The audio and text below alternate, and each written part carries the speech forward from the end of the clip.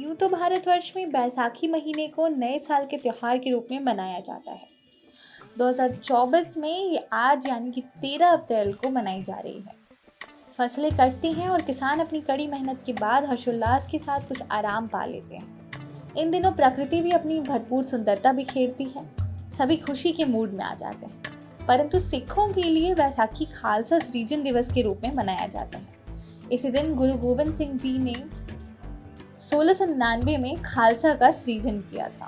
इसको जानने के लिए उस वक्त की पृष्ठभूमि को समझ लेना आवश्यक है। औरंगजेब का शासन काल था और समाज 4 वर्णों में विभाजित था। शूद्र और दलितों की अत्यंत ही दयनीय दशा थी।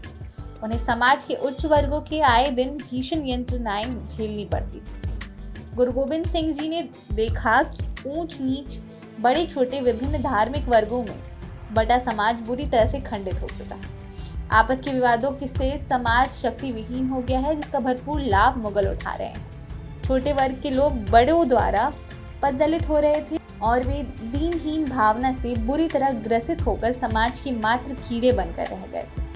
आपने दृढ़ संकल्प लिया कि ये जो समाज की शक्ति बिखर गई है, इसे समेटना होगा।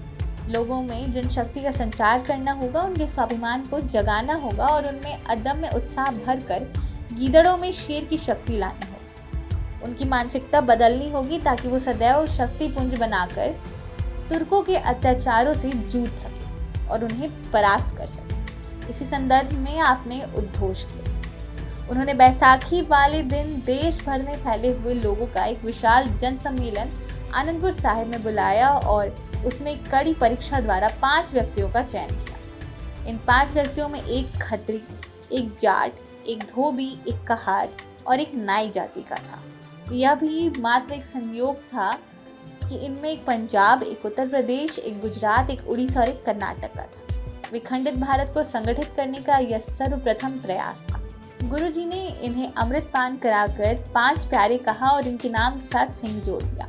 तत्पश्चात स्वयं भी उनके हाथों से अमृत पान किया और गोविंद राय से गोविंद सिंह हो गए। सबों को बराबरी का दर्जा प्रदान करते हुए उन्होंने विनम्रता का यह उच्च कोटि का उदाहरण पेश किया। इस अमृत पान से लोगों की मानसिकता बदल गई। स्वयं को दीनहीन समझने वाले जाति कर्म से अभिशप्त लोगों में अद्भुत क्रांतिकारी परिवर्तन हुआ और सभी जो सदियों से हीन भावना से ग्रसित और शोषित हो रहे थे, अब शेर बनकर जीवन क्षेत्र में आत्मविश्वास से परिपूर्ण सिर उठाकर सिंह गर्जना कर रहे थे।